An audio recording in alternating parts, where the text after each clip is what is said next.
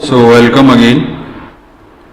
अपन आज देखने जा रहे हैं एरे का डिक्लेरेशन और उसके डिफरेंट एलिमेंट्स को हम कैसे एक्सेस करते हैं और उसका प्रोग्रामिंग में कैसे यूज़ किया जाता है।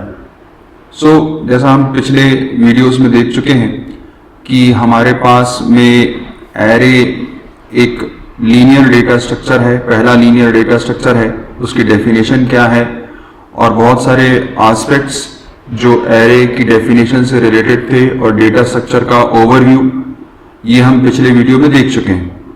अगर आपने इसके पिछले वीडियो को नहीं देखा है तो इस वीडियो की डिस्क्रिप्शन में मैं इसके पिछले वीडियो की लिंक प्रोवाइड कर रहा हूँ। गो फॉर दैट वीडियो और उस वीडियो में आपको एरे का बेसिक जानने मिलेगा डेफिनेशन के साथ। तो आज हम एरे का डिक्लेरेशन, जैसे कि हमने देखा, एज यू कैन सी एक प्रोग्राम का पार्ट मैंने यहाँ पर रखा हुआ है। बाद में we will see this program in running condition. अपन उस एनवायरमेंट पे जाकर के इसको रन करके देखेंगे, पर फिलहाल अभी उसके डिक्लेरेशन और उसकी मेमोरी से रिलेटेड बात कर ली जाए। तो देखिए, डिक्लेरेशन कुछ इस प्रकार से कलेक्शन बनाना है। किसी भी प्रकार के डेटा टाइप का हम कलेक्शन बना सकते हैं, integer, character, float, double, long, short, user defined type, जिस टाइप का चाहे। और जैसा मैंने कहा था कि मैं यहाँ पर कांस्टेंट ही मान रहा हूँ, that I will provide constant only. मैं यहाँ वेरिएबल एक्सेप्ट नहीं कर रहा हूँ, I am taking it as constant. Now array का कुछ इस प्रकार से डिक्लेरेशन हुआ, जैसा हमने देखा हमारे पास में इंटीजर ए, ये ग्रुप का नाम दे दिया और ये हमने इसका क्या दे दिया, साइज। मतलब हम इंटीजर टाइप की 5 एलिमेंट्स की एरे बना रहे हैं। हम अलग अलग 5 वेरिएबल ना बना करके इनका एक ग्रुप क्रिएट कर रहे हैं, 5 एलिमेंट्स का ग्रुप बना रहे हैं। अब when you declare this array, जब ऐसा एरे हम डिक्लेयर करते हैं तो एक्चुअल में क्या होता है, मेमोरी में क्या होता है, कुछ इस प्रकार से मेमोरी स्पेस तैयार होगा हमारे पास में। कुछ ऐसे मेमोरी स्पेस तैयार होगा। मान लेते हैं कि वो मेमोरी स्पेस 100 से स्टार्ट हुआ है, तो 100, 102, 104, 106, 108। पहले कुछ बातें। सबसे पहली बात, जब आप एरे के लिए मेमोरी बनाते हो तो एरे के लिए मेमोरी हमेशा सीक्वेंशियल मैनर में बनती है, कंटिन्यूअस मैनर में बनती है, एक रो के फॉर्म में बनती है, which is different from normal variable declaration.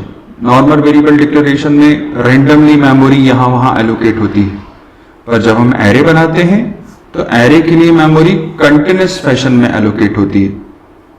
Linear allocation of memory, ये एरे की सबसे बड़ी पहचान है, linear allocation. Very very very important point, linear allocation. Linear allocation must है आपके एरे के केस में। वो हमारे को सबसे बड़ा बेनिफिट है जो एरे के केस में मिलता है।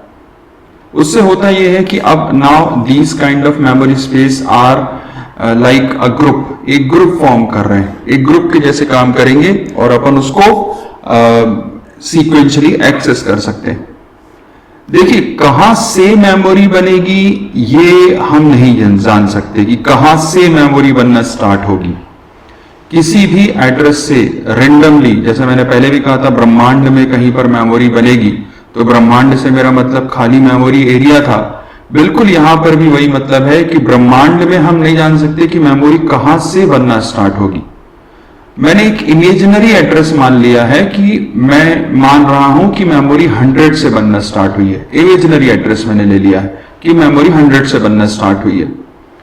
अब जब मेमोरी 100 से बनना स्टार्ट हुई है और मैंने कहा कि मेमोरी सीक्वेंशियली बनेगी, तो कुछ इस प्रकार से, क्योंकि हमने 5 एलिमेंट्स का कलेक्शन लिया है, साइज हमने 5 दिया है, तो इस प्रकार से 5 एलिमेंट्स एलोकेट होंगे, 1 2 3 4 5।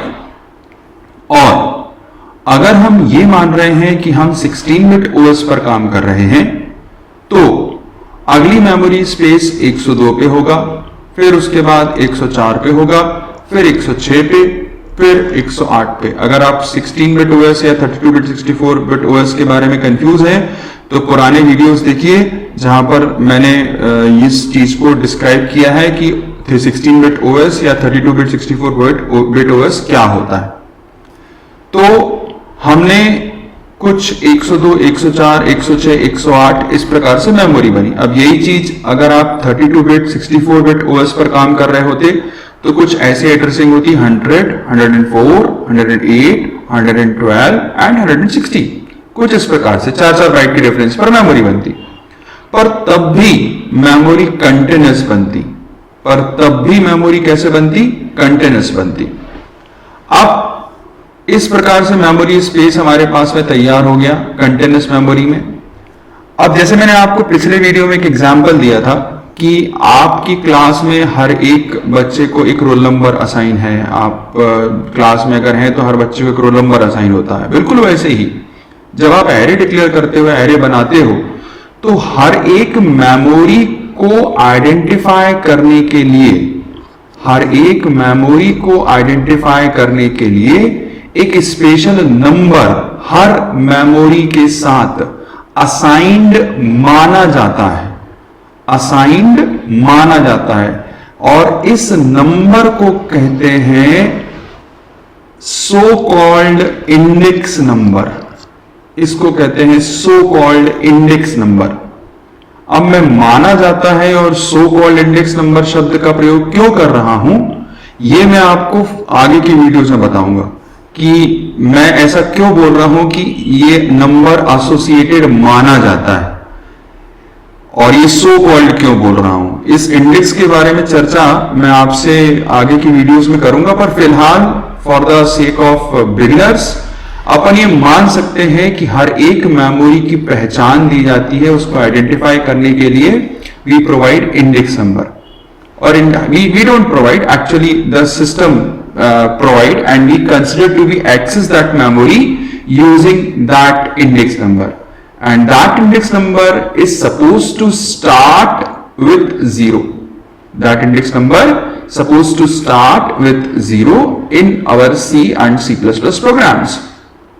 0, 1, 2, 3, 4, just like roll number of a student. और ये इस प्रकार से कंटिन्यूस मेमोरी।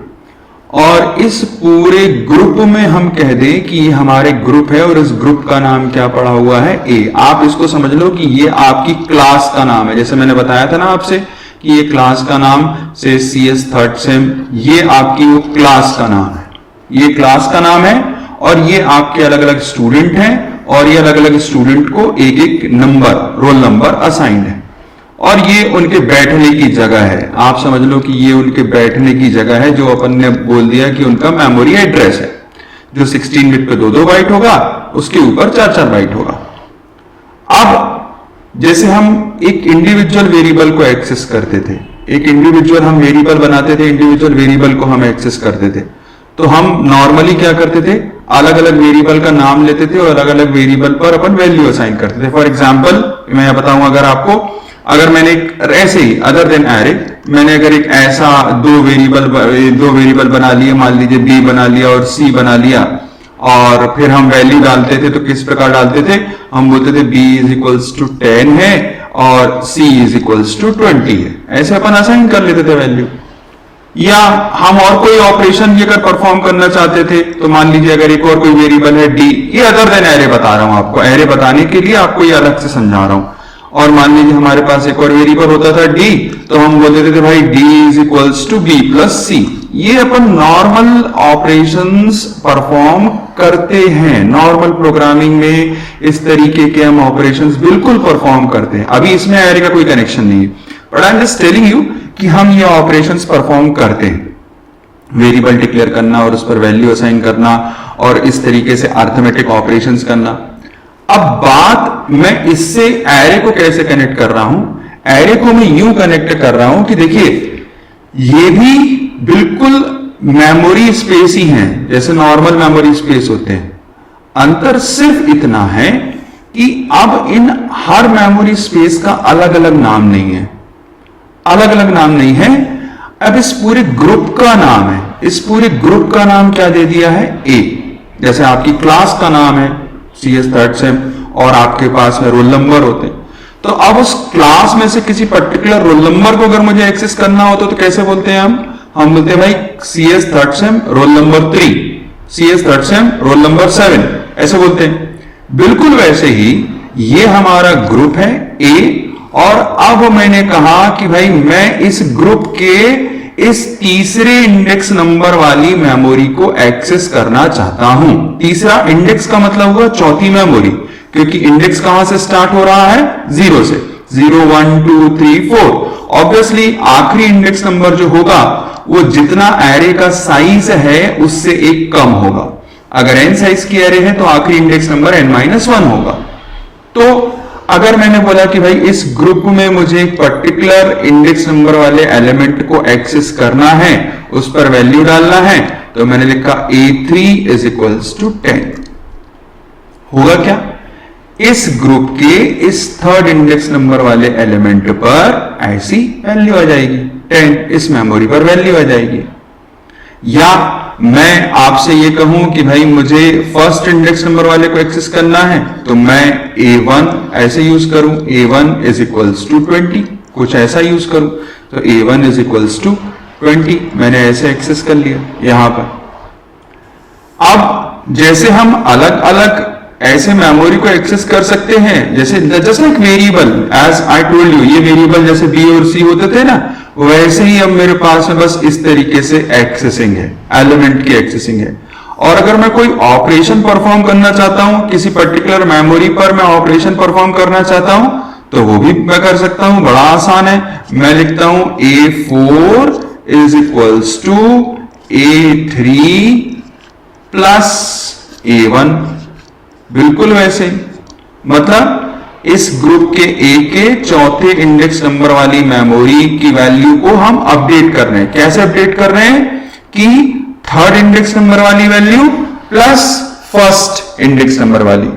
तो थर्ड इंडेक्स नंबर वाली वैल्यू कितनी है, 10, फर्स्ट इंडेक्स नंबर वाली वैल्यू कितनी है, 20। So 10 plus 20 that is equals to 30, वो इस जगह पे आ गई। ऐसे चलिए हमारे पास में 30 हो गई। तो जैसे हम अब ये वैल्यू ऑपरेशन परफॉर्म कर सकते हैं। अब इसी तरीके से जैसे मैंने एडिशन करके दिखाया, आप सब्ट्रैक्शन भी कर सकते हो, मल्टीप्लिकेशन भी कर सकते हो। Just feel like a individual variable, feel like an individual variable. वहां पर बस अलग अलग मेमोरी स्पेस का नाम नहीं है, यहां पर उसको एक्सेस करने का तरीका बदल गया है कि अब हम उसको इंडेक्स के थ्रू एक्सेस कर रहे हैं। और बिल्कुल सब ऑपरेशन जो आप नॉर्मल वेरिएबल के साथ करते हो, वो सब कुछ आप ऐसे परफॉर्म कर सकते हो। अब ये तो बात हुई उस पर नॉर्मल वेरिएबल्स को इनपुट कराने, अपना उन पे डायरेक्ट वैल्यू असाइन करने की। ये हमने डायरेक्ट असाइन किया और ऑपरेशन किया। Now what about to take input. अगर मैं इनपुट करवाना चाहता हूं तो इनपुट कैसे करवा सकता हूं? तो इनपुट करवाने के लिए भी हम, जैसे अगर C की बात करें, अगर मैं C की बात कर रहा हूं तो C में मैं इनपुट कैसे कराऊंगा? मान लीजिए किसी वेरिएबल को हम इनपुट कराते थे, फॉर एग्जांपल अगर मैं यहां पे इनपुट कराता हूं B या C, नॉर्मल वेरिएबल को, एरे बने, तो इनपुट कराने के लिए हम कैसे लिखते थे? C में कैसे लिखते थे? हम ऐसे लिखते हैं scanf%d address of B, like this, एक वेरिएबल को इनपुट कराने के लिए। या मैं C++ में अगर लिखना चाहूं तो मैं C++ में कैसे लिखता हूं? C in B, डायरेक्ट ऐसे लिख देता हूं। अब वही चीज मैं यहां पर कर सकता हूं। एरे में किसी पर्टिकुलर एलिमेंट को अगर मुझे एक्सेस करना है, मान लीजिए मुझे सेकंड इंडेक्स नंबर वाले एलिमेंट को एक्सेस करना है, तो मैं यहां पर लिखता हूं scanf%d एड्रेस ऑफ A2, ऐसे scanf%d, क्यों? क्योंकि इंटीजर है, इंटीजर एलिमेंट है, सारे इंटीजर्स का कलेक्शन है, तो इंटीजर एलिमेंट है। A2 मतलब इस ग्रुप के सेकेंड इंडेक्स नंबर वाला एलिमेंट, उसका एड्रेस, जो A ग्रुप के सेकेंड इंडेक्स नंबर वाला एलिमेंट है उसका एड्रेस। उसका एड्रेस मतलब देखो यहां पर सेकेंड इंडेक्स नंबर वाला एलिमेंट कौन सा हमारे पास में, उसका एड्रेस कितना है? 104। तो जो 104 एड्रेस है उस एड्रेस पर हम वैल्यू डाल रहे हैं। और अगर यही चीज आप C++ में करना चाहते हो तो C++ में भी बड़ी आसानी से की जा सकती है। आप सीन लिखो और उसके बाद ऐसा लिख दो सीन A2। चाहे आप C को यूज कर रहे हो या C++ को यूज कर रहे हो, it doesn't matter at all. वो इनपुट और आउटपुट स्कैनफ और सीन के अलावा और कुछ भी नहीं बदलता। और डेटा स्ट्रक्चर में तो वैसे भी कुछ नहीं बदलता। स्कैनफ और सीन सी आउट आप बस इतना डिफरेंस अलग कर दो, बाकी डेटा स्ट्रक्चर का कंसेप्ट कभी नहीं बदलता। वो C में भी वही है, C++ में भी वही है। तो हमारे पास में A2 इस एलिमेंट को हमने इनपुट करवा लिया, तो ये इस जगह पर हमारे पास में वैल्यू चली गई, 50 वैल्यू चली गई। ऐसा मान लिया यहां 50 आ गई हमारे पास वैल्यू। अब ये तो बात हुई कि हम इसको इंडिविजुअली इनपुट करा रहे हैं, एक एक करके एलिमेंट्स को हम इनपुट करवा रहे हैं। ऐसा तो हम कर ही सकते हैं, नॉर्मल वेरिएबल बना करके हम इस तरीके से तो सभी को इनपुट कर सकते हैं। A0 को इनपुट कर सकते हैं, A1 को, A2 को, A3 को, A4 को, सबको कर सकते हैं। पर प्रॉब्लम यह है कि अगर देखिए 2, 4, 5 एलिमेंट हैं तो आप ऐसे अलग अलग इनपुट करा सकते हो। इसी प्रकार से आप आउटपुट भी सेम तरीके से कराया जा सकता है। आउटपुट कराने के लिए भी आपको कुछ नहीं, आपको सिर्फ इतना लिखना है printf %d और A2, आउटपुट ऐसे हो गया। या सी आउट की बात कर रहे हो तो आप ऐसे कर लो सी आउट और फिर लिख दिया A2, ये लो साहब आपका आउटपुट हो गया, एरे आउटपुट हो गया। A2, A3 जो भी आप आउटपुट कराना चाहते हो वो आउटपुट हो गया। तो बात में ये कर रहा था कि देखिए ऐसे इंडिविजुअली इनपुट लेना, इंडिविजुअली आउटपुट करना, ये तो हम कर ही सकते हैं। ये तो हम नॉर्मल वेरिएबल के केस में भी करते थे, ये हम नॉर्मल वेरिएबल के केस में कर ही रहे थे। अब प्रॉब्लम तब होगी जब आपके पास में कलेक्शन बड़ा हो। मान लो आपके पास 500 एलिमेंट की एरे है, 1000 एलिमेंट की एरे है, तो फिर अगर हम ऐसे इंडिविजुअली इनपुट आउटपुट कराना पड़े तो फिर हमने कलेक्शन बनाया ही क्यों? तो फिर उस चीज का तो कोई मतलब ही निकला कि हमने कलेक्शन क्यों बनाया। फिर तो हम इंडिविजुअल वेरिएबल बना लेते तो ज्यादा आसान होता। तो इसलिए हमारे पास में फायदा है, कलेक्शन बनाने का फायदा है। और कलेक्शन बनाने का फायदा क्या है वो आपको बता रहा हूं। देखिए कलेक्शन जब हम बना लेते हैं ना, तो हम उस कलेक्शन को इनपुट और आउटपुट या उसकी एक्सेसिंग जो है वो हम कर सकते हैं यूजिंग आवर लूप। आप कोई भी लूप यूज कर लो, आप कोई भी लूप यूज कर लो, Cin यूज कर लो या scanf यूज कर लो, जो आपको अच्छा लगे आप वो यूज कर लेना। हम इस तरीके से इनपुट करवा सकते हैं, इसी तरीके से आउटपुट करवा सकते हैं। यह आप प्रोग्राम में भी देखेंगे कैसे, क्योंकि देखो बदल क्या रहा है, बदल सिर्फ ये रहा है, ये इंडेक्स नंबर बदल रहा है। इस इंडेक्स नंबर के माध्यम से आप अलग अलग मेमोरी को एक्सेस कर रहे हो। ग्रुप का नाम तो सेम है, class CS third same same है, रोल नंबर बस बदल रहे हैं। ग्रुप का नाम यही है, बदल क्या रहे हैं, इंडेक्स नंबर बस बदल रहे हैं। अब वो इंडेक्स नंबर मुझे बदलना है, वो बदलने का बहुत आसान तरीका है कि मैं एक लूप स्टार्ट करता हूं I = 0 से I <5 I++। अब होगा क्या, पहली बार ये लूप चलेगा तो I की वैल्यू 0, कंडीशन ट्रू, पहली बार प्रिंट हो जाएगा। पहली बार में अपन इनपुट ले लेंगे A0 वाला एलिमेंट, फिर उसके बाद I की वैल्यू बढ़ेगी, पहले यहां से आएगा, फिर कंडीशन चेक करेगा, उसके बाद इनपुट लेगा, फिर I की वैल्यू बढ़ाएगा। ये लूप भी मैंने आपको बेसिक समझाया है पिछले वीडियो में। If you are not clear with the loop, go for the previous video जहां पर मैंने लूप्स को एक्सप्लेन किया है। I की वैल्यू मैंने बढ़ाई, I की वैल्यू 1 हो गई, फिर कंडीशन चेक किया, I की वैल्यू यहां चेक किया, कंडीशन ट्रू है, A1 को इनपुट ले लिया, फिर I की वैल्यू और बढ़ाई तो 2 हो गई, फिर कंडीशन चेक किया, फिर इनपुट हो गया। ऐसे करते करते करते I की value 4, condition true, A4 input हो गया, और जैसे I की वैल्यू 5 होगी कंडीशन फॉल्स और लूप ब्रेक। तो पूरा हमारी एरे इनपुट हो जाएगी using single loop, using single loop से इनपुट हो जाएगी। अब इसी चीज को आप इनपुट भी वैसे ही करा सकते हो, ऐसे ही आप आउटपुट भी करा सकते हो। देखो मैंने जहां पर इनपुट कराया है या आउटपुट कराया है वो मैंने इनपुट कराया है अपने स्कैनर से। आप सीन यूज कर सकते हो, वो कोई फर्क नहीं पड़ता। अब इस प्रोग्राम में बहुत कुछ है, एड्रेसिंग भी है, एड्रेसेस भी प्रिंट कराए हैं, पर we will continue with this program in our next video. अभी अपन नेक्स्ट वीडियो में जब आएंगे तो इस प्रोग्राम को डिस्कस करेंगे। मैंने कैसे एड्रेसेस प्रिंट कराए हैं आपको दिखाऊंगा कि वो कैसे कंटिन्यूअस मेमोरी एक्सेस होती है, चला के दिखाऊंगा प्रोग्राम को, और फिर उसके बाद हम फर्दर एरे पर चीजों को देखेंगे और जानेंगे। इस वीडियो में अभी इतना ही। For more information on array, just go for next video. Thank you for watching this video. Thank you very much.